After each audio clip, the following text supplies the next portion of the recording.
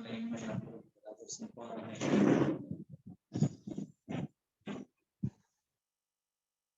मैं कर रहा हूँ ना।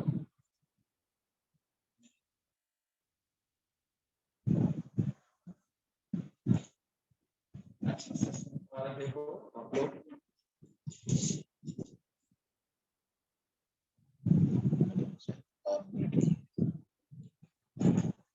अनम्यूट करके अब बात करिए। माइक अनम्यूट करके कोई बताइए, आवाज आ रही है? आवाज क्लियर नहीं आ रही अंकल जी। जी सर आ रही है, आ रही है सर। अभी अभी अभी आपकी आवाज आई। आ रही है?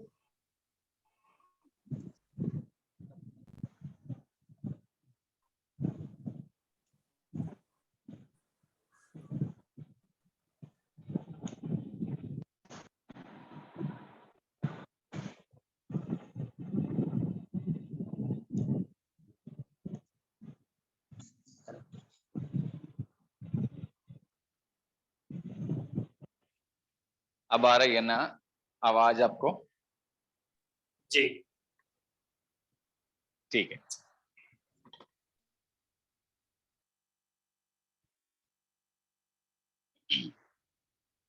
माफ कीजिएगा, उन लोगों के लिए मैंने ये लगा के रखा हूं और कुछ मत सोचिए। परमेश्वर का मैं तहे दिल से धन्यवाद करूंगा और आदरणीय पास्टर लोग दोनों और तमाम भाई बहन बच्चे ऑफलाइन में ऑनलाइन में सबको जय मसीह की। एक और बार आप सभी जनों के साथ मिलकर इस संगति का मौका खुदा ने जो अदा की है, उस वास्ते मैं अपने आप को नम्र और दीन करता हूं खुदा के उपस्थिति में और धन्यवाद भी देता हूं। उससे बढ़कर अपने आप को परमेश्वर के लिए भावता हुआ बलिदान के तौर पर चढ़ाने के लिए मैं अपने जीवन को समर्पण करता हूं। इसी आग्रह मैं आप सभी से भी जरूर करूंगा। हमने सुबह के समय उपवास के सिलसिले में ही कुछ बातों को एक भूमिका के तौर पर देखे थे। उपवास के बारे में वचन के अनुसार हमें और भी काफी चीजें सीखने के लिए हैं, लेकिन उस तरफ फिलहाल मैं नहीं जाऊं और बस एक ही बात आपके सामने रखता हूं कि बाइबल में विशेषकर पुराने नियम में उपवास के लिए बताया गया एक शब्द है, वो है अफ्लिक्टिंग योर सोल्स। प्रभु ने इस्राएलियों को मूसा के द्वारा जो आदेश दिया था 7 पर्वों के बारे में, इस्राएल के लिए परमेश्वर ने एक साल में 3 पर्वों के ऋतु में होकर 7 पर्व मनाने के लिए कहा था। 3 festival seasons and 7 festivals annually. तो 3 बार 7 पर्वों को मनाना था। उसमें से एक पर्व ए नेशनल डे ऑफ फास्टिंग, एक राष्ट्रीय उपवास का दिन परमेश्वर ने ठहराया था और उसमें यह था कि तुम्हारे मनों को या आत्मा को तुम दुख देना, अफ्लिक्ट योर सोल्स। सो उपवास का सबसे एक खास बात यह होता है, क्या है? अफ्लिक्टिंग द सोल्स, हमारे आत्मा को दुख देना। कैसे हम अपने आत्मा को दुख दे सकते हैं? कैसे दुख दे सकते हैं? उसके लिए है अपने आत्मा को जो दुख देने की तरीका है, अपने पापों के प्रति हम पश्चाताप करें। इसीलिए मैंने दिन में बोला था, उपवास की दिनों में यह बहुत ही जरूरी होता है कि परमेश्वर के जो है स्कैन लाइट के सामने, परमेश्वर हमको जो जांचते हैं उस जांच की नजरों के सामने हम अपने आप को डाल दें। परमेश्वर की नजर के सामने हम कैसे हैं? हम बिल्कुल नंगे हैं, कुछ भी उसकी दृष्टि में छुपी हुई नहीं है। ठीक है ना? इब्रानियों 4 का 12-13 पढ़ लीजिएगा। इब्रानियों, Hebrews 4:12 and 13।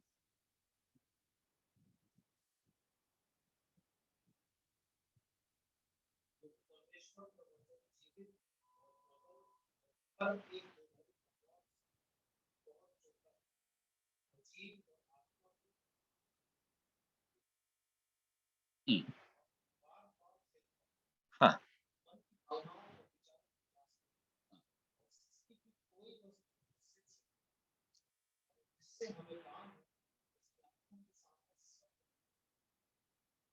हाँ, सब वस्तुएं, बाकी सब मैं फिलहाल छोड़ देता हूं। बताया है सब वस्तुएं उसकी नजरों के सामने कैसा है? खुली है और बेपर्दे हैं। हमारे मलयालम बाइबल में लिखा है नेकड, नग्न है और बिल्कुल खुला, बेपर्दे पड़े हैं। तो परमेश्वर के सामने हमारा जीवन की कुछ भी कैसा नहीं है? छुपा हुआ नहीं है। बस उसकी उस नजर में हम अपने आप को सो इच्छा से सौंप दें और वह जैसे हमको देखते हैं, जानते हैं, वैसे ही हम भी अपने आप को देखें और जानें। ये है उपवास में खास तौर पर वो वचन भी आप पढ़ करके हम आगे चलेंगे। लेवीय व्यवस्था 23 अध्याय, लेवीय व्यवस्था, Leviticus chapter 23 and versus from 26, 26 से, लेवीय व्यवस्था 23 की 26 से।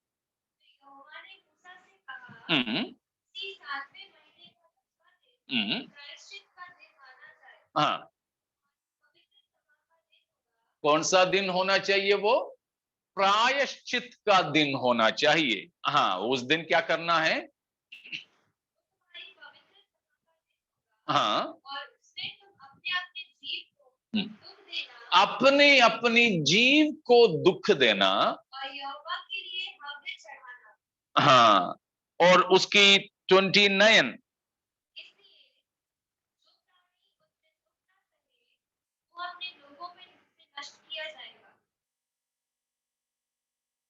तो यहां पर बताया है कि वह दिन प्रायश्चित का दिन होगा।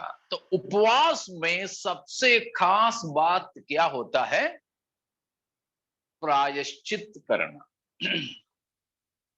और अपने अपनी जीव को दुख देना, afflicting on souls and a great day of atonement, एक प्रायश्चित का दिन। तो उसमें हमारे जीवन की सब प्रकार की पाप और गलतियां, शायद हमारी नजर से बहुत सी चीजें छिपे होते हैं, लेकिन हम जाते हैं परमेश्वर के पास, हम और परमेश्वर अकेले में एक प्राइवेट टाइम, अकेले में थोड़ा समय बिताएंगे, तो परमेश्वर हमको अपने जीवन के बारे में बताते जाएंगे। हम प्रभु के साथ एक रिश्ता को फिर से मजबूती के साथ जोड़ेंगे और एक नवीनीकरण के साथ में अपने जीवन को हम आगे ले चलेंगे। तो उस तरह का एक सही उपवास रखने के लिए परमेश्वर हम सबों के जीवनों में मदद करें। और आगे उसके विषय में फिलहाल मैं कुछ बोलना नहीं चाहूंगा। दूसरा एक विषय आपके सामने मैं रखने के लिए चाहता हूं। एक सरल सी बात है, आज हम मनन करना चाहेंगे। प्रभु दूसरा कुछ विषय में मुझे लेकर नहीं चले तो आज भी, कल भी, परसों भी, ये तीनों दिन हम इसी विषय को सीखेंगे और समझेंगे। वो है सरल से क्रिश्चियन लाइफ, मसीही जिंदगी, मसीही जिंदगी। तो इस मसीही जिंदगी के बारे में मेरे जहां मैं सेवकाई करता हूं उस कलीसिया में अक्सर बोलता हूं कि Christianity is not a religion but it is a relationship. मसीहियत या मसीही आत्मिकता वो एक धर्म नहीं है, फिर क्या है? एक रिश्ता है। मसीहियत क्या नहीं है? कोई धर्म नहीं है। धर्म में क्या होता है? कर्म होता है। धर्म का मतलब क्या होता है? धर्म, बच्चे लोग जानते होंगे, एक संस्कृत शब्द है धर्म। एक्चुअली धर्म वो इसमें जब हमने कर दिया है, डाइवर्ट कर दिया है उसको, वो शब्द का मतलब, धर्म का मतलब है दायित्व, फर्ज, जिम्मेदारी। क्या है तेरा धर्म? मतलब यह है कि तेरा जिम्मा क्या है। मुझे एक धर्म है। लोग उत्तर भारत में तो लोग कोई अनजाने व्यक्ति को देखें तो बस मोटर गाड़ी में हो या बाजार में हो, गांव में हो, तो पूछेंगे कहां से आ रहे हो, क्या है, उसके बाद पूछेंगे तुम कौन ठाकुर हो, तुम कौन ठाकुर हो, मतलब तुम कौन सा जात का है। सरनेम मांग रहे हैं। हमारे नाम से उनको मतलब नहीं, सरनेम से मतलब है। शर्मा है कि वर्मा है, यादव है कि जाथव है, बस जानने के लिए है। तो मैं लोगों को बताता हूं मेरा धर्म तो मानव धर्म है। मनुष्य होने के नाते कुछ धर्म जिम्मा मेरा रहता है, वही है। तो उससे लेकर के फिर प्रभु के बारे में बताना भी आसान है। तो क्या है मानव धर्म? सभोपदेशक 12 अध्याय का 12-13 पदों में लिखा हुआ है। वो नहीं है हमारा विषय, लेकिन ये बात आ गई तो आपके सामने वो वचन भी रख करके वापस हम उसी में आएंगे। एक्लीसियास्टिस, सभोपदेशक 12, उसकी आखिरी 2 पद है। हाँ जी, हाँ हाँ। संपूर्ण कर्तव्य, मनुष्य के संपूर्ण कर्तव्य यही है। क्या है? परमेश्वर का भय मान और उसकी आज्ञाओं का पालन कर। यही है मेरा धर्म। मनुष्य होने के नाते, जानवर ना होने के नाते और किसी सृष्टि ना होने के नाते मेरा फर्ज, मेरा धर्म यह है कि मैं परमेश्वर को जानूं, उसकी भय मानूं, उसकी आज्ञाओं के पालन करूं। यह है हमारे धर्म। ठीक है। तो मनुष्य होने के नाते, पति होने के नाते, पत्नी होने के नाते, बाप होने के नाते, बेटा होने के नाते, बेटी, तो इस तरह पास्टर, विश्वासी, मसीही होकर हमारी जो जिम्मेदारी है वही धर्म है, वही धर्म है। तो वो कर्म जो करना, वो धर्म क्या होता है?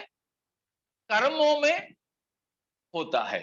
तो धर्म के लिए कर्म करना पड़ता है। मसीहियत लेकिन क्या नहीं है? इस प्रकार यह करो, वो करो, फलाने जगह जाओ, फलाने समय जाओ, इस प्रकार की क्रियाकलापों से, क्रियाकर्मों से भरा हुआ एक धर्मावलंबन नहीं है। ठीक है।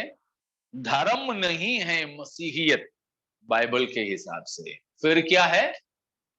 रिश्ता है। न्यूमैटिकोस बोलते हैं उसके लिए यूनानी भाषा में। न्यूमा का मतलब है आत्मा, PNEUM में न्यूमा, आत्मा। तो न्यूमैटिकोस का मतलब है मानव की आत्मा परमात्मा के साथ रखने वाली एक रिश्ता, या फिर उसको हमारी भारतीय भाषा में ऐसे बोलूं, जीवात्मा परमात्मा के साथ जुड़े रहने की अवस्था है मसीहियत, आत्मिकता। ठीक है ना? मसीहियत क्या नहीं है? ये करो, वो करो, वो मत करो, ये मत करो वाले बात नहीं है। अब मैं शादीशुदा हूं, मेरी पत्नी को मैं बोलूं कि 6 बजे उठना, ये करना, वो करना, उसको काम का एक पूरा तालिका में पकड़ा दूं और बोलूं तुम उधर मत जाना, इधर मत जाना, कुछ पाबंदी भी लगा लूं, तो फिर आप बताइए वो मेरी पत्नी होगी या नौकरानी होगी? नौकरानी होगी ना। पत्नी के लिए उस तरह की कुछ बात नहीं होती है। हमारे वहां पर एक कहावत है कि बैठ के खाना मत खाना, लेट के मत सोना, और मां को खाना मत देना। पहले वाला बात तो दोनों छोड़ देता हूं, फिलहाल हमें कुछ नहीं चाहिए। बैठ के खाना नहीं मतलब बड़े आराम से खाते मत रहना, जल्दी खाकर अपने काम करना, ये है। लेट के मत सोना का मतलब नींद आए बिना जाकर लेट गए, ये वो सब सोच सोच करके पाप करते रहना, वो मत। नींद आए जरूरत के लिए सो जाना। मां को खाना मत देना मतलब है कि उसको अपने हाथों से, अपनी आजादी से खाने देना, परोस करके सीमित तौर पर मत देना, आराम से। मतलब मां को यानी पत्नी को घर में कोई पाबंदी नहीं है, परंतु जो कुछ भी वो करती है फिर कैसे करती है? प्रेम से करती है। हम होटल में जाते हैं, खाना खाते हैं, तो दोनों हाथ पीछे करके, नहीं तो हाथ जोड़कर कोई तो आएंगे, साहब क्या चाहिए?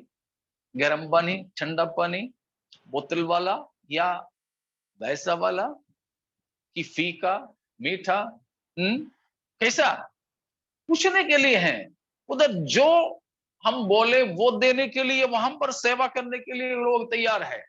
लेकिन घर पे पत्नी या माँ या बहन या बेटी भी तो हमारी सेवा करती है। दोनों में क्या फर्क है? कोई फर्क नहीं। तो क्या है बताओ ना, क्या फर्क है? वहां तो ड्यूटी या उनकी धर्म की कर्म कर रहे हैं। अगर वो नहीं करें तो पैसा नहीं मिलेगा, नौकरी से निकाल दिया जाएगा।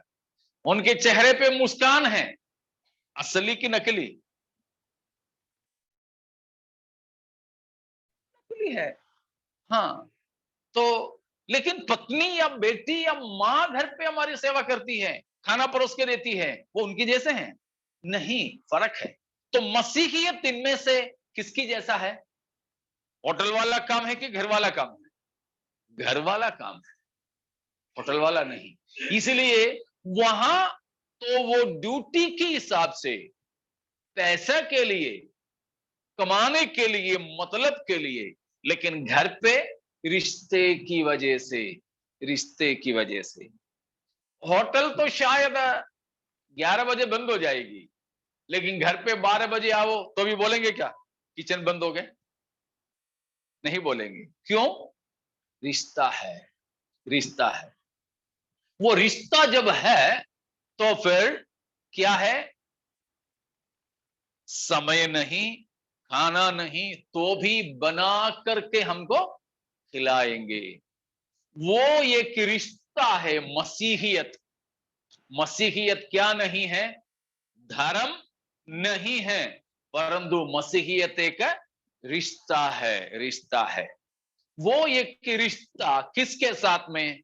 हमारे आत्मा परमात्मा के साथ में, जीव आत्मा परमात्मा के साथ में, मनुष्य अपने सृजनहारे के साथ में बांधने वाली एक रिश्ता है मसीहियत। मसीहियत, ये जो रिश्ते की मसीहियत कैसा है? उदासी के साथ में, आलसी के साथ में बस खींचते जा रहे हैं, ऐसा है।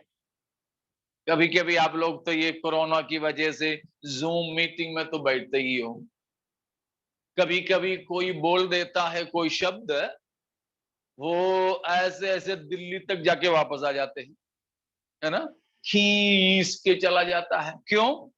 हम लोग बोलते हैं नेटवर्क बराबर नहीं है, तो खींचता चला जाता है, खींचता चला जाता है। उसमें कभी कभी हम लोग देखते हैं मुंह तो हिल रहा है लेकिन आवाज बाद में आता है, बादल गरजते और बिजली चमकते, वैसे ही मामला। पहले बिजली आ जाती है, काफी समय के बाद में आवाज सुनाई देते। उसी तरह क्यों? नेट जो है बराबर नहीं है तो खींचता है। तो उस प्रकार खींचता हुआ रिश्ता है मसीहियत का रिश्ता, या फिर बड़े खुशी की है? जल्दी जल्दी बोलिएगा। खुशी के हैं। हमको तो आज 8:30 बजे तक खत्म करना ही है, तो उससे बाद में दूसरे की मीटिंग है मेरे लिए, तो उसमें मुझे बैठना है। तो जल्दी जल्दी मैं थोड़ा जा रहा हूं। तो यहां पर हम समझते हैं कि मसीहियत रिश्ता है, वो रिश्ता कैसा नहीं है? आलसी की, उदासी की, मजबूरी की, नाखुश होकर खींचते चले जाने वाली रिश्ता नहीं है, नहीं है। फिर बड़े आनंद के साथ ये दोनों चीज मिलाकर आपके सामने पेश करने के लिए मैं चाहता हूं। इसलिए पहले मैं आपको ले जाना चाहूंगा इब्रानियों की पत्री में, इब्रानियों के लिए लिखा गया पत्री में, उसका 12वां अध्याय में हमारे हालात जरा सा वहां से देखेंगे। उसके बाद हम देखेंगे कि हमारे हालात कैसे होनी चाहिए। ठीक है ना? पहला पद को पढ़िएगा। हम्म हम्म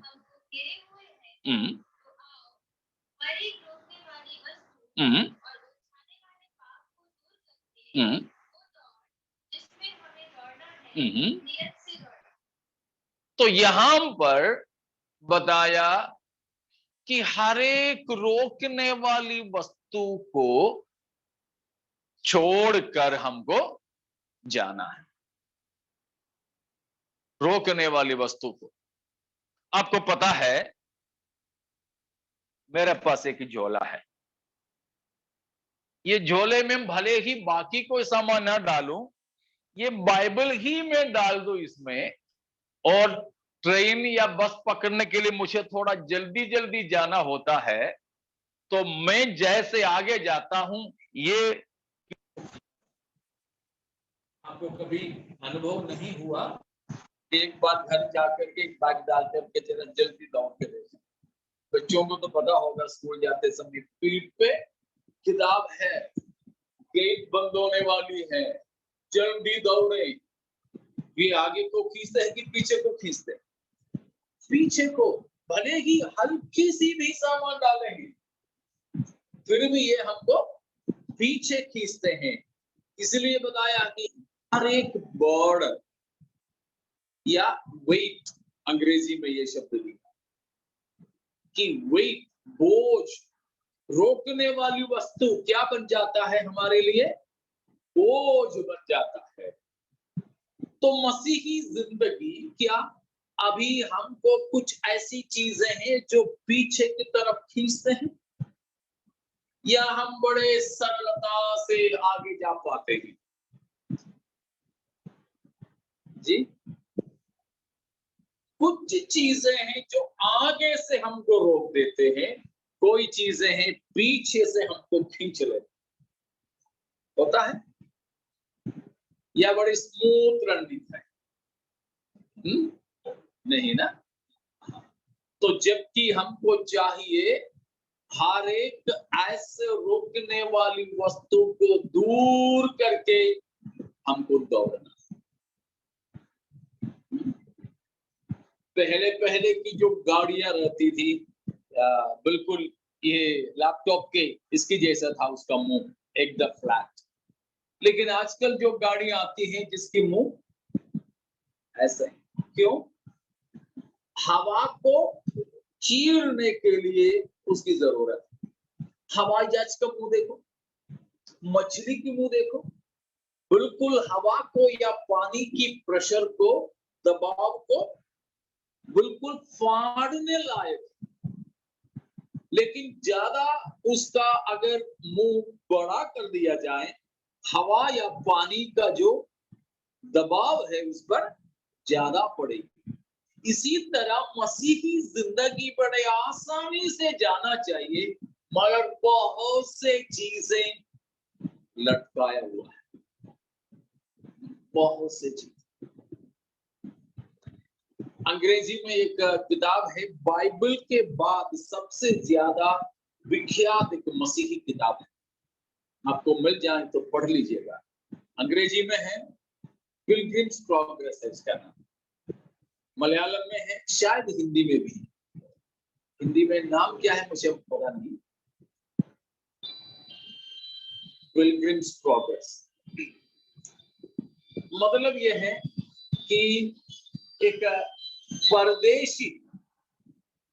परदेशी स्वर्ग की ओर जाने के बारे में एक नॉवल सा लिखा है।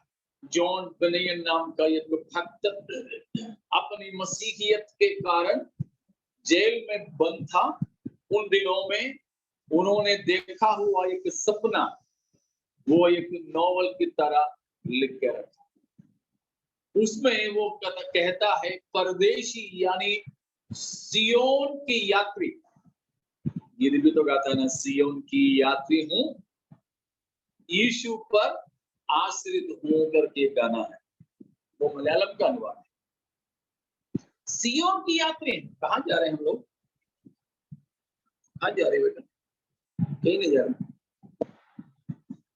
कहीं जा रही नहीं, जिंदगी सफर है तो जा कहां रहे हैं? हम मसीही होकर फिलहाल के लिए मान लीजिए हम सियोन प्रभु के पास जा रहे हैं। तो इस यात्रा में वो जॉन बनियन देखता है कि वो खुद को परदेशी समझ रहा है, वो खुद ही जा रहा है, दूसरा कोई सपना में वो देख रहा है कि वो खुद ही जा रहा सियोन की तरफ, लेकिन रास्ता तो बहुत ही कठिन है, सकरा है और कहीं कहीं गुफाओं से उनको जाना पड़ रहा था। तो परदेशी होने की वजह से उनकी पीठ में अपने बच्चों की स्कूल बैग जैसा एक बैग पड़ा। नहीं तो आपने विदेशियों को देखे होंगे, वो एक बैग के अंदर उनका सारा सामान रहता है, वो पीठ में डाल के रख देते हैं, वो सिर के ऊपर तक दिखता है और शरीर से भी थोड़ा चौड़ा रहता है।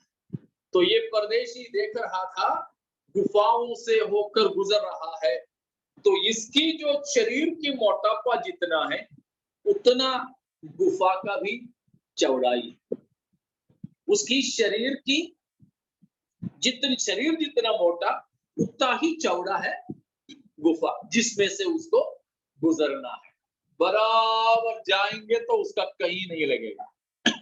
यहाँ की कोई गली है ना, गाड़ी लेकर के अपन चलते हैं तो पता चलता है, इधर उधर थोड़ा सा हो गया तो टकराए वैसे। तो ये परदेशी जा रहा था, ये बड़े आराम से उसका शरीर गुफा में घुस गया, लेकिन ये जैसे ही घुसे उसके पीठ में जो बोझ पड़ा था वो इस गुफा से भी ज्यादा पड़ा था, इसीलिए ये आगे को खींच रहा और उसका जो बैग है पीठ में जो पड़ा था वो गुफा के दरवाजे पर अटक करके उसको पीछे खींच रहा है। बाद में वो लिखता है कि ये सब मेरा रोकने वाली वस्तु, जो बोझ है, जिसको लेकर के इस रास्ते पे मैं नहीं जा सकता, मैं नहीं जा सकता। कई बार ऐसे होते हैं ना, कोई दरवाजे से हम प्रवेश करते हैं तो इस तरह कोई चीज हमको बाहर फेंक देते हैं। तो यहाँ पर मसीही जीवन पीछे खींचे न जाने वाली, आगे से रोके न जाने वाली एक जिंदगी है। बड़े आराम से हमें आगे बढ़ते जाने के लिए एक रिश्ता और जीवन है, मगर आज ऐसे हैं नहीं। दूसरी बात उसी में है, धीरज से दौड़ो। तो मसीही जीवन कैसा है? धीरज की जिंदगी। मुंबई में कई ऐसे लोग हैं जो शिप में, पानी की जहाज में नौकरी करते हैं। कोई तो मरीन नौकरियां करते हैं, मरीन इंजीनियर्स होते हैं, तो मर्चेंट नेवी वाले होते हैं। इस प्रकार की जो समुद्र में काम करने वाले, जहाज में नौकरी करने वाले, उनका 6 महीने जहाज में, 6 महीने कहते हैं। साल में 6 ही महीना ड्यूटी करना है, लेकिन वो 6 महीना पूरा जहाज में ही। इस तरह है मसीह की जिंदगी? नहीं, सांप सीढ़ी वाला खेल है। कभी कभी तो चढ़ करके 99 तक पहुंच जाते हैं, बस उसके बाद सीधे नीचे। हमारी मसीह की जिंदगी धीरज से बढ़ते जाने वाली जिंदगी है, या इस तरह कभी आगे कभी पीछे वाली जिंदगी है? फिलहाल की जीवन कैसा है? कच्छू और खरगोश की कहानी भी तो हम बच्चों को सिखाते हैं। जीते कौन? कच्छू। क्यों? भले ही धीरे जा रही थी, मगर वो धीरज से जा रहा था ना। लेकिन खरगोश तो दौड़ता तेज, बीच बीच में सो जाता था। तो हम लोग बीच बीच में ब्रेक लेने वाले मसीह की जीवन। कभी कभी ऐसे 21 दिन का फास्टिंग हो, 21वां दिन तक तो बिल्कुल पूरा चार्ज हो जाते हैं। उसके बाद धीरे धीरे धीरे,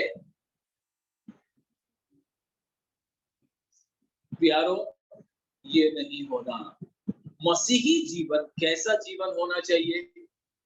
दिन प्रतिदिन बढ़ते जाने वाली, चढ़ते जाने वाली एक जीवन। धीरज से दौड़ना, बीच में हम कभी भी उस खरगोश की रास्ता ना अपनाना। भले ही धीरे, लेकिन चलते जाएं, रुके नहीं। ठीक है ना? अभी लेकिन कैसा है हमारा जीवन? धीरज से है या नहीं? नाराज हो गए? धीरज से है कि नहीं? कई बार नहीं होते। ठीक है, आगे फिर हम पढ़ेंगे। उसकी तीसरा पद को पढ़ें। इसलिए उस पर ध्यान करो जिसने अपने विरोध में पापियों का इतना विरोध सह लिया कि तुम निराश होकर साहस न छोड़ो। तुम निराश होकर साहस न छोड़ो। मसीही जीवन में कभी ये दोनों चीज हुआ है? निराश हुए हैं? कई बार उस फुग्गे समान तो हम बन गए जिसकी हवा निकल गई ना। कई बार हमारे चेहरे की रौनक चले गए। कई बार हमने बाइबल के सिप लगा के रख दिए। कई बार हमने सोचा छोड़ो, उपवास, प्रार्थना, चर्च क्या है, छोड़ो, नहीं। निराश हुए मसीह की जिंदगी में, और कई बार क्या भी किए हैं, किया भी छोड़े, नहीं तो साहस भी छोड़ दी। हम लोग पास्टर लोग तो शायद 2-3 दिन बैठे हैं, फिर भी हमारी सेवकाई में भी कई ऐसे बात आ गए, छोड़ो यार और कुछ तो। अभी पिछले हफ्ते की बात है, एक प्रभु के दास ने मेरे से कहा, क्यों नौकरी करने वालों की तरफ उनके मन में ये विचार है, जो नौकरी वगैरह करते हैं कलीसिया की भाई बहन लोग, उनकी तरह क्या हमारी मांसपेशी में ताकत कम है? क्यों हमको लिखना पढ़ना नहीं आता? हाँ, तो मेरे सामने एक पास्टर से उनकी खुद की बेटा ने ये सवाल किया। खुद की बेटा अपने बाप पास्टर से मेरे सामने ये सवाल किया कि क्यों पापा आप उस अंकल की तरह, हमारे चर्च के वो अंकल की तरह आप नौकरी नहीं कर सकता था? आप पढ़ा लिखा अगर नहीं है तो कम से कम लेबर बन के भी तो जा सकता था, तो भी तो अपनी कमाई से हमको पढ़ा लेते। तो कई बार हमने ऐसे सोचे होंगे सेवक लोग भी, तो चलो कुछ नहीं तो मैं जानता हूं कुछ पास्टरों को कि सेवकाई छोड़ करके वे और कुछ काम कर रहे हैं, कोई ठेकेदारी करने वाले हैं, कोई ड्राइवरी करने वाले हैं, कोई और कुछ करने वाले हैं। इस तरह कई बार हमारे मन में साहस हमने छोड़े होंगे, मसीही जीवन में भी, मसीही सेवकाइयों में भी उस तरह की बातें हमारे सामने आए होंगे, जरूर मैं मानता हूं। कई बार हम निराश हुए और साहस भी छोड़े, बस करने की कई बार हमने सोचे होंगे। मन ही मन से हम कई बार बस गिव अप, छोड़ चुके होंगे। ये मसीही जीवन नहीं है, ठीक है। उल्टा क्या होंगे हम देखेंगे, इसमें से और भी देखते हैं। उसकी 4था वचन, तुमने पाप से लड़ते हुए उससे ऐसी मुठभेड़ नहीं की कि तुम्हारा लहू बहा हो। कई बार मसीही जीवन में ये भी तो हुआ है कि हमने पाप के सामने हाथ उठा लिए, हार मान ली, जबकि हमको क्या करना चाहिए था? मुठभेड़ ऐसे करना चाहिए था कि जान भी चला जाए, लेकिन कई बार बिना लड़े हमने हार मान ली। लड़ करके हार मान लिया होता तो ठीक है, अगर सामने वाला ने हमको हरा दिया होता तो मान लेते, ठीक है, उसके सैल्यूट कर लेते, तूने तो मुझे हरा दिया यार, ठीक है, मान लिया। लेकिन हमारे साथ क्या हुआ? लड़े ही नहीं, बिना लड़े हम कई बार हार माने, है कि नहीं? है कि नहीं? नाराज तो नहीं? कई बार हम बिना मुठभेड़ किए हार मान लिए, फिर तो हमने ये कहे होंगे कि शैतान ने हमको हरा दिया। नहीं, वो हमको हरा नहीं सकते जब तक आप हार नहीं मानोगे, तब। समझ लो ना, पाप और शैतान हमको तब तक नहीं हरा सकेगा जब तक हम खुद ही हार न माने, क्योंकि हमको हराने की ताकत उनमें नहीं है, क्योंकि उनकी दांतों को प्रभु ने तोड़ दिया है। आप देखते होंगे ना सपेरों को, सपेरे सांप से खेल खिलाने वाले, वो उनके पास में कोई छड़ी वड़ी रखते हैं, बोलते हैं कि ये जादू वाला छड़ी है, और ये छड़ी सूंघ ले या हाथ में रखे तो कोई नाग वगैरह भी नागिन भी हमको डसेंगे नहीं। वे लोग अपनी टोकरी खोल करके वो छड़ी एक हाथ में रखकर पहले तो उसको सुंघाते हैं और उसके बाद में उसके मुंह में उनके हाथ डालते हैं, वो कुछ ढसते नहीं। धीरे धीरे आकर के ऐसे ऐसे करते, कुछ ढसते नहीं। वो बोलते हैं कि ये छड़ी के जादू है, जबकि असलियत में क्या है, उसकी दो चीज उनके अंदर से निकाला। एक तो उनकी जहर का एक ग्रंथि होता है, वो भी निकाले रहते हैं, और उसके ढसने वाला दांत भी निकाले रहते हैं। इसीलिए उसमें वो काटने वाटने का क्षमता भी नहीं। देख लेना, ऐसे कभी मौका मिले तो उसकी मुंडी तो चपटा चपटा, वो ग्रंथि निकाले जाने की वजह से गंदा आ जाए। तो उस दांत निकाले गए सांप जैसा ही शैतान है कि उसको हमारे ऊपर किसी भी प्रकार की वैध अधिकार नहीं है। लीगल अथॉरिटी, लीगल राइट्स, वैध अधिकार या हक शैतान को, पाप को अब हमारे ऊपर है। हम कर्जदार हैं इन दोनों के। जल्दी जरा पढ़िएगा रोमियो 6 का 8 का 12 पहले पढ़ेंगे, उसके बाद में हम 6 में आएंगे। इसलिए हे भाइयों, हम शरीर के कर्जदार नहीं कि शरीर के अनुसार ही कर्ज। हम शरीर के कर्जदार नहीं। 6 का 13 भी पढ़ लीजिएगा। और ना अपने अंगों को अधर्म के हथियार होने के लिए पाप को सौंपो, पर अपने आप को मरे हुए में से जी उठा हुआ जानकर परमेश्वर को सौंपो, और अपने अंगों को धर्म के हथियार होने के लिए परमेश्वर को सौंपो। उसकी 12वां पद भी पढ़ेंगे।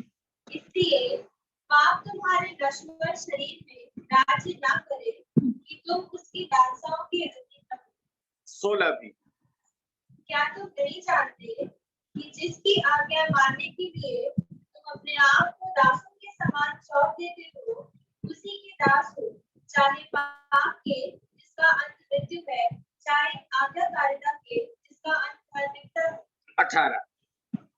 और पाप से छुड़ाए जाकर धर्म के दास हो गए।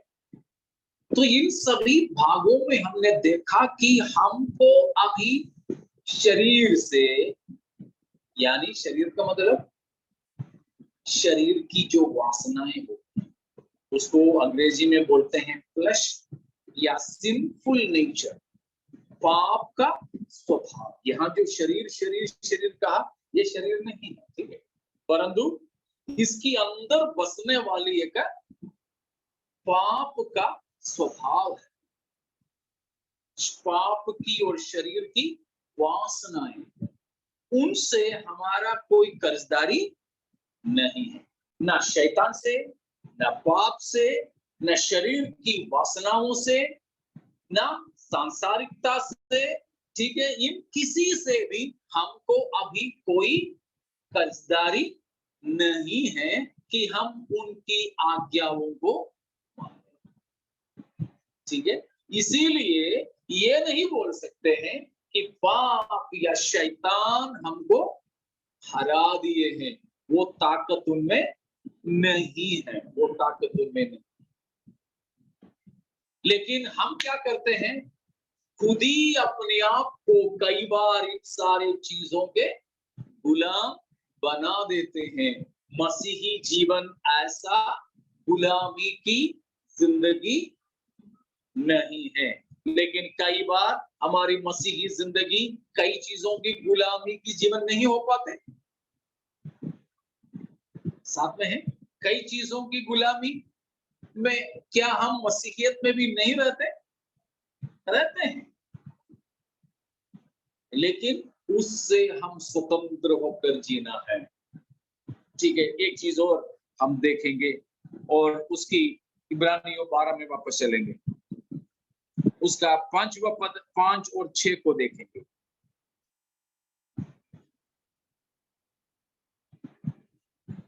और तुम उस उपदेश को जो तुमको पुत्रों के समान किया जाता है भूल गए हो। भुलक्कड़पन की जिंदगी कई बार हम बताते हैं मसीहियत, सही है कि नहीं? कई बार हम प्रभु के वचनों को भूलते हैं।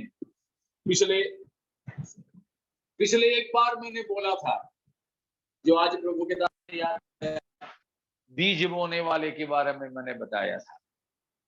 उसमें तब मैंने पूछा था सबसे ज्यादा हम भूलते टीवी की बात है कि पुलपिट की बात है? सबसे ज्यादा तो हम भूलते हैं मंच की बात ना, अखबार की बात की बाइबल की बात। बाइबल की बात क्यों?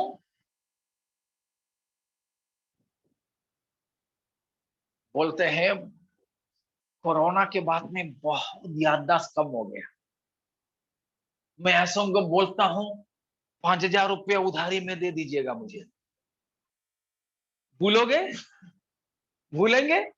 वो नहीं भूलेंगे, वो नहीं भूलेंगे।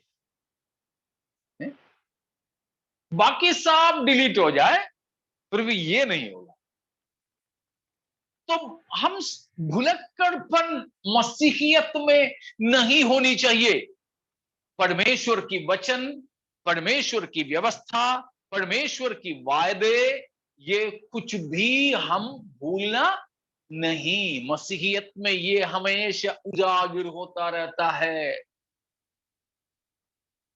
और हमने प्रभु से बांधे वाचाएं कई बार हम भूल जाते हैं। भुलक्कड़पन। आगे पढ़ेंगे।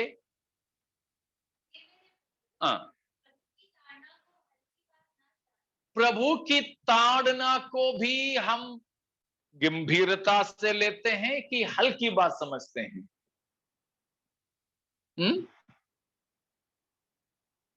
हल्की या गंभीर? दो चाटे मिल गया तो क्या हो गया? बच्चे लोग कभी कभी बोलते हैं पापा ने मारा ना, क्या हो गया, तो मार दिया हो गया।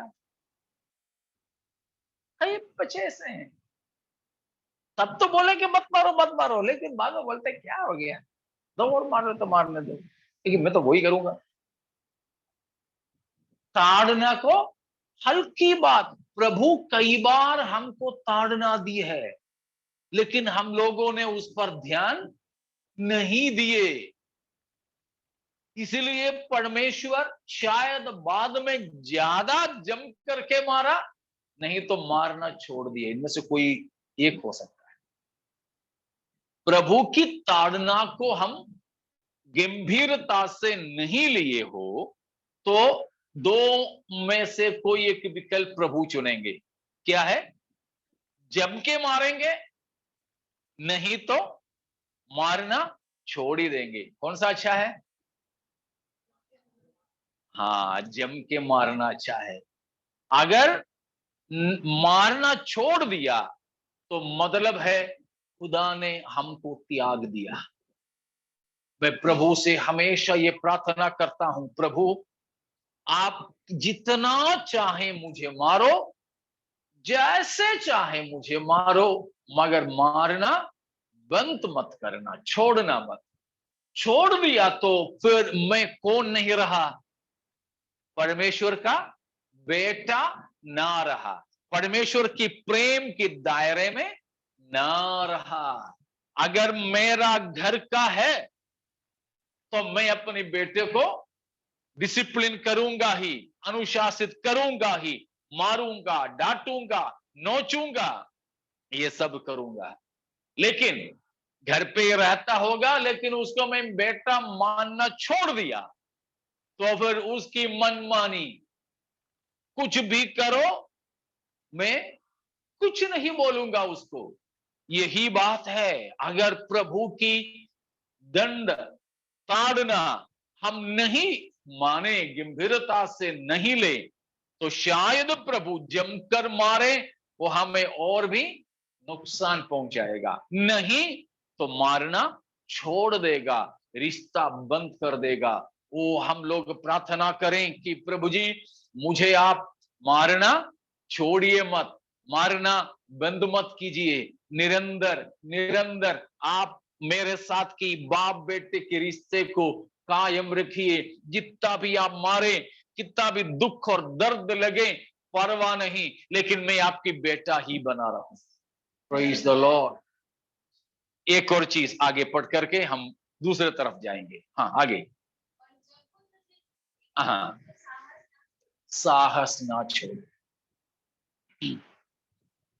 जब वो तुम्हें घुटके तो साहस ना छोड़ो। साहस वाली बात पहले भी हमने देखा, इसलिए ज्यादा विवरण की जरूरत नहीं। कुछ लोग है ना, कुछ डांट ले दो ज्यादा तो छोड़ के चला ही जाता है। ऐसे मत करना, बोल रहे ऐसे मत करना। चर्च के अंदर भी ऐसे हैं। मैं एक प्रभु के दास को जानता हूं कि होमवर्क करके नहीं गया था स्कूल में। वो जब 6वीं में था तब की बात। टीचर ने उससे पूछा, उसको नहीं कुछ मालूम, उसको डांटा तो स्कूल बैग पूरा लेकर के टीचर के ऊपर फेंका, वो निकल गया। बस पढ़ाई वहीं खत्म। बाद में फिर प्रभु को उन्होंने ग्रहण किया, प्रभु के पास आया। मुकाली राजू पास्टर के बारे में बता रहा हूं। आज भी वो प्रभु के दास जिंदा है। मेरे साथ में कई दिन वो रहा भी। देखा, वो जब डांटा, जब घुटके तो छोड़ दिया, चलो मुझे नहीं रहना। कोई बच्चे भी तो ऐसे करते हैं, पापा ने डांटा करके घर छोड़ के चले गए, मम्मी ने मोबाइल छीन लिया करके जंगल में जाके बैठ गई। खुदकुशी करने वाले, कहीं किसी भी ट्रेन में बैठकर चले जाने वाले, किस वजह से? जस्ट डांटा, नहीं तो एक थप्पड़ दिया। मां है, बाप है। यही प्रभु ने कहा है, जब वो हमें घुटके तो प्यारों हम प्रभु की उपस्थिति से भागना नहीं चाहिए। तो देखिए, मसीही जिंदगी कई बार ऐसा नहीं, क्या क्या है, कुछ रोकने वाली वस्तु से हम रुके रहते हैं, धीरज से जीवन मसीहियत का रख नहीं पाते हैं। तीसरा निराश हो जाते हैं, साहस छोड़ देते हैं, पाप के सामने हार जाते हैं। 6वीं बात, प्रभु की वचन शिक्षा को भूल जाते हैं। और कई बार हम तो प्रभु को छोड़कर ही चले जाते हैं। ये 5, 6 या 7 प्रकार का जिंदगी की अनुभव मसीहियत में अनुभव कर रहे हो, तो आज प्रभु हमें बुला रहे हैं, वापस आ जाओ। मसीही जिंदगी ऐसा एक ठंडा, मसीह की जिंदगी ऐसा जंग पकड़ी हुई, मसीह की जिंदगी ऐसे लूज कनेक्शन वाला एक जीवन नहीं है। फिर कैसा जीवन है मसीह की जिंदगी? हाँ, गाते तो है ना, मसीही जिंदगी आनंद की जिंदगी। आनंद ही आनंद के बारे में बताने के लिए कुछ घंटे हमको चाहिए, देखेंगे, बताने की तो इच्छा है मुझे। आनंद की जिंदगी है, लेकिन वो आनंद हमारे अंदर है? मसीह की जिंदगी का आनंद हमारे अंदर है? Praise God. है तो अभी हमने सीखा निराशा को कोई जगह। अब बताइयो, आनंद की जिंदगी है हमारी कि निराशा की जिंदगी है? सच में, सच में इत्तू सा आनंद है कि भरपूरी? ईमानदारी से प्रेज गॉड। ठीक है, हम देखेंगे, समय खत्म होने जा रही है। तो आनंद की जिंदगी है। फिर मसीह की जिंदगी का दूसरा एक विशेषता क्या है जी? धीरज की जिंदगी है। हाँ बिल्कुल, धीरज की है। रोमियो 12 का 12 पढ़िएगा, रोमियो 12:12।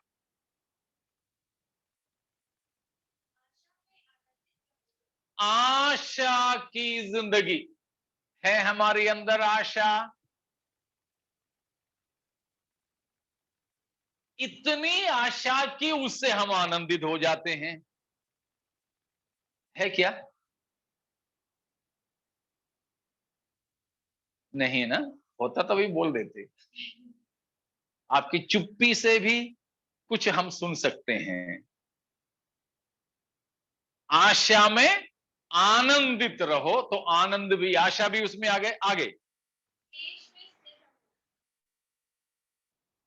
क्लेश में, संकट में स्थिर रहते हैं कि डगमगाते हैं जी? मैं आपको एक होमवर्क देता हूं कि ये 12वां अध्याय पढ़ लेना और देखना कि पौलुस प्रेरित हमारे लिए कितनी व्यावहारिक शिक्षा इसमें दे रहे हैं। मैं कल पूछूंगा, अगर मैं भूल जाऊं तो आप मुझे याद दिलाना। How many practical instructions are there in this single chapter, Romans 12? Romeo 12वां अध्याय में ही पौलुस हमको मसीहियों को देने वाले कितने व्यावहारिक शिक्षाएं हैं। उसमें से कुछ अभी हमने देखा, क्लेश में स्थिर रहते हैं कि डगमगाते हैं। ठीक है, आगे। हाँ, आगे।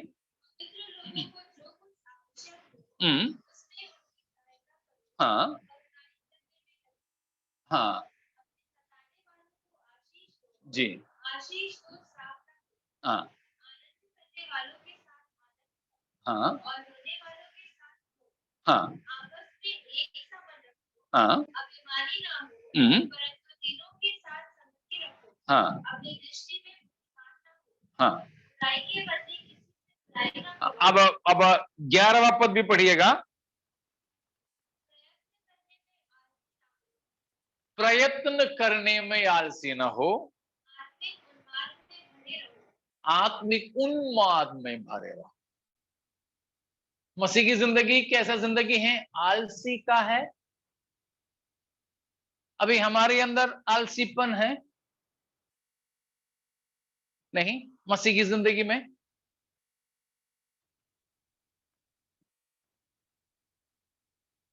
बाइबल पढ़ने के लिए हमारे अंदर से एक खुशी की माहौल है।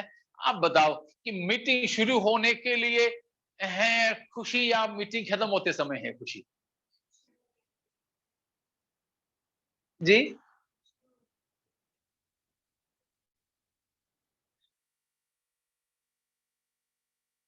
उपवास प्रार्थना भी शुरू होते समय ज्यादा खुशी थी कि अभी खत्म होते होते में खत्म होने जा रहा? उल्टी उल्टी गिनती है,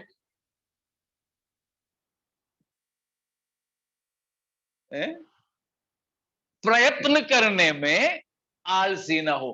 प्रार्थना करने में है खुशी या समाचार देखने में है खुशी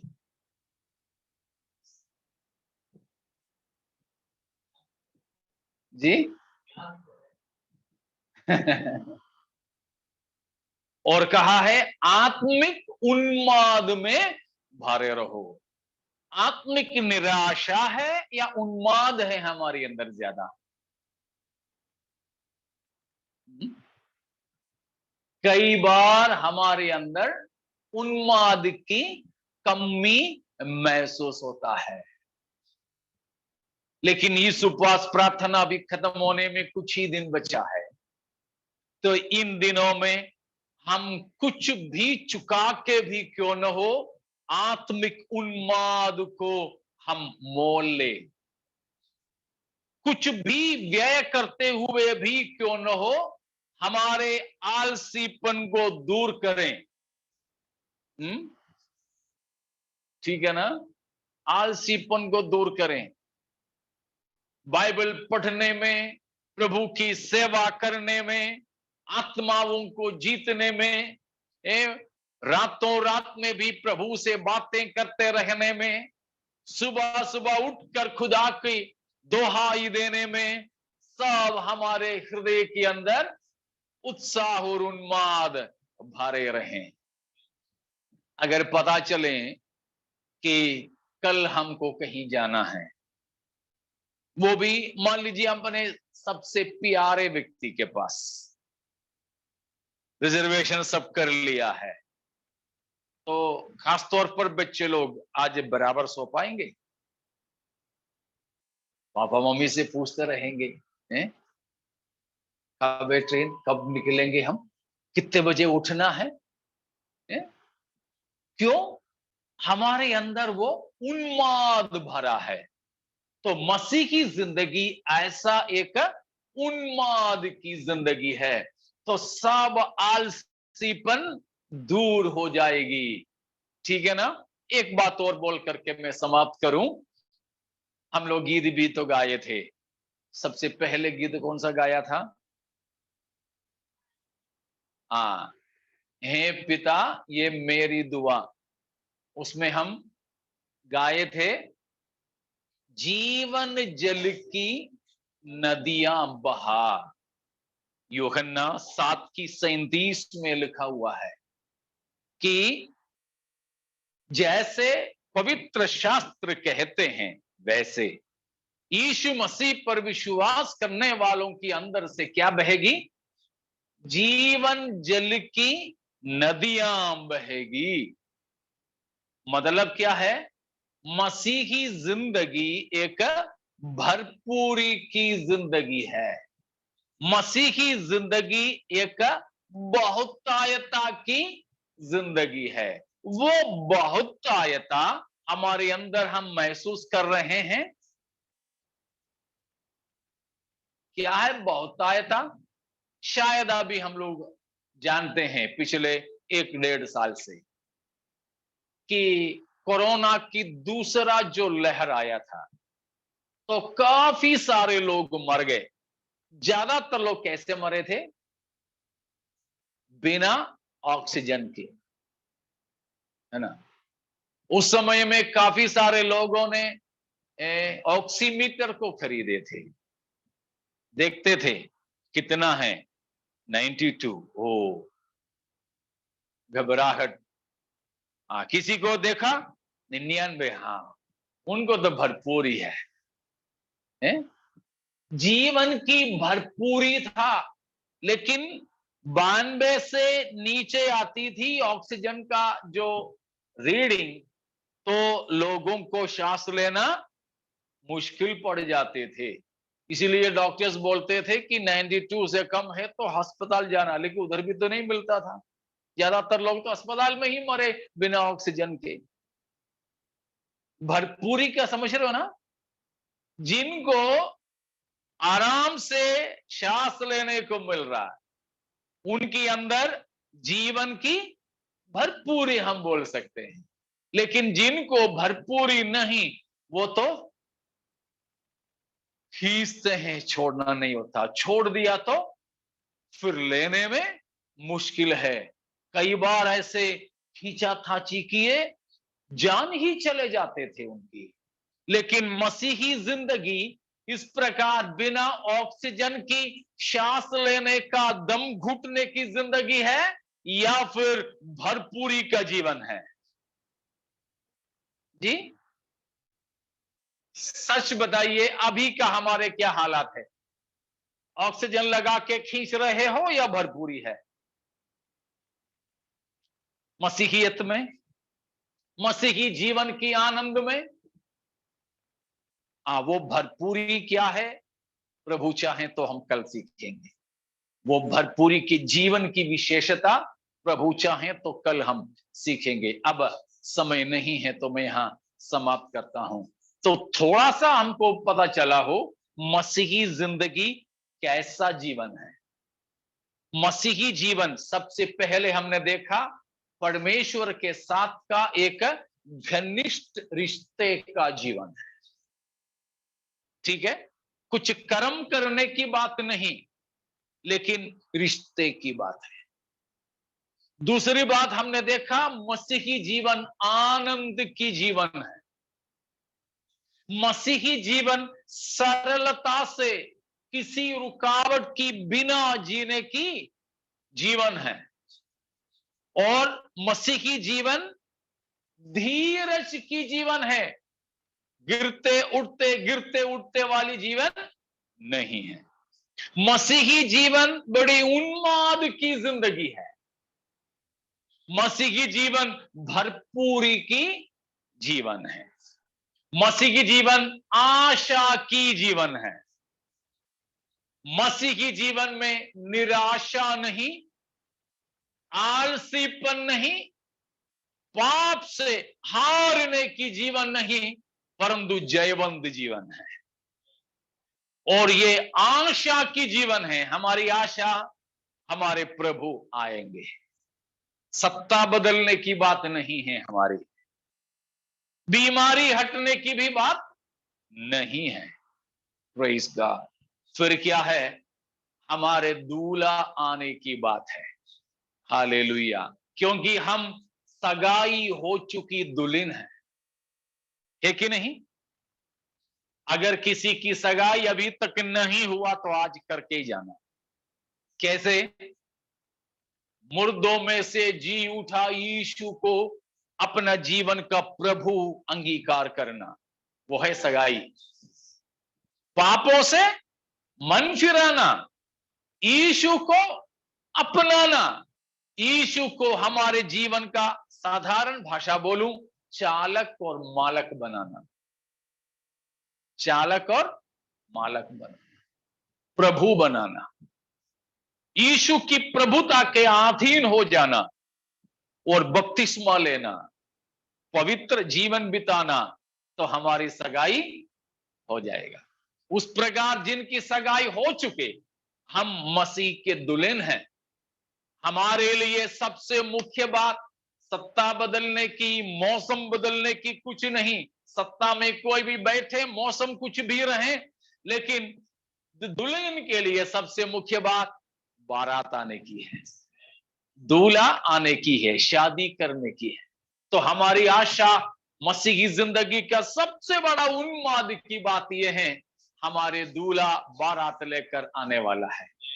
उसी आशा में हम अपनी जीवन को बिताएं।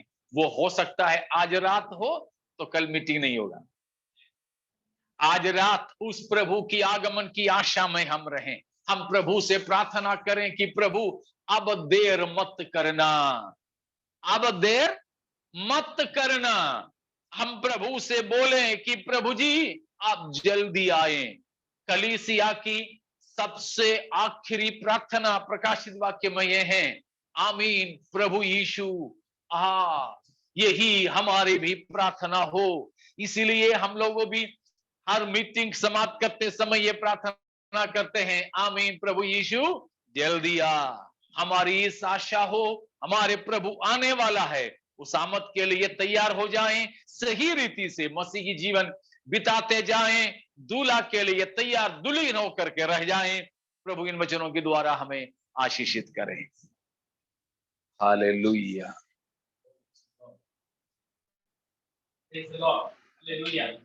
धन्यवाद हो। क्या नहीं है क्या है, बड़े सरल तरीके से महिमा करें, आप में भरे रहें, इसी जिंदगी सच में आनंद की जिंदगी प्रार्थना करें और आनंद के साथ और भी लोगों को प्रेरित करें और प्रयास करें।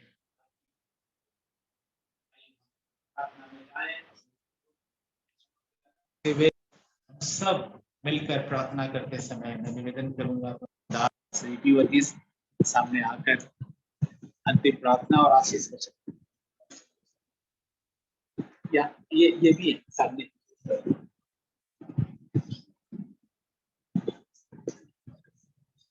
Praise the Lord. आइए प्रार्थना करें।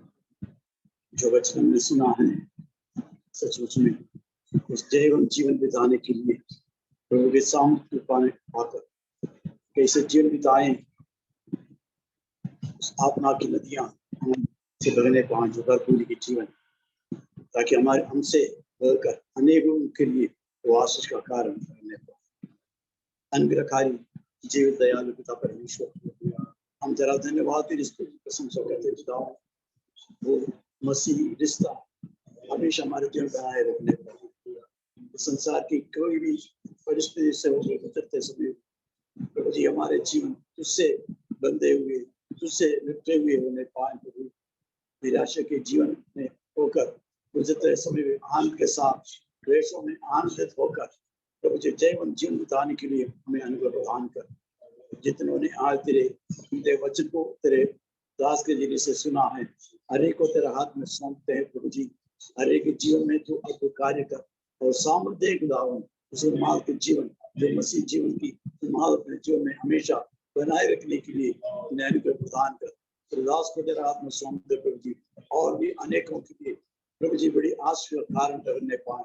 हम सबों को तेरे हाथ में सौंपते हैं। इस आशीष में समय के लिए तेरा धन्यवाद करते कल के लिए उससे प्रार्थना करते हैं। तेरी आगमन देरी है, कल हम एक साथ मिलकर तेरी महिमा करते हुए तेरे जीवित वचन को सुनकर अपने आप को तैयार करने के लिए, वो आशा से भरी हुई उस जीवन बिताने के लिए प्रभु जी हमें तो अनुभव प्रदान कर। हम तेरा धन्यवाद करते हैं। एक और बार हम सबों को तेरे पवित्र हाथ में सौंपते हैं। रात के समय जब हम अपने आराम करते समय तेरे वचन हमारे दिलों से बातें करने पाए, दर्शन में स्वप्न में देखता हूँ तेरे वचन हमें और भी सिखाए, और भी रात के समय हमारे जीवन तुझसे प्रभु जी वो संबंध में आने पाए जिसे हम आनंद के साथ स्मरण करने पाए। महिमा तुझे देते हुए मसीह के पवित्र नाम से मांगते हैं, सुन लो करो।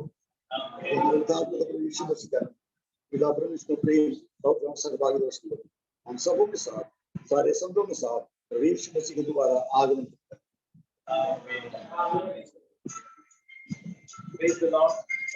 कल फिर सुबह के समय हम सब 9 बजे एकत्रित हो जाएं, शाम को 7 बजे प्रार्थना करते रहें, और सच में प्रभु ने आनंदित किया हमें, और भी प्रभु आनंदित करेगा, और भी हमारी जिंदगी को बिल्कुल अच्छे से सुधार देगा।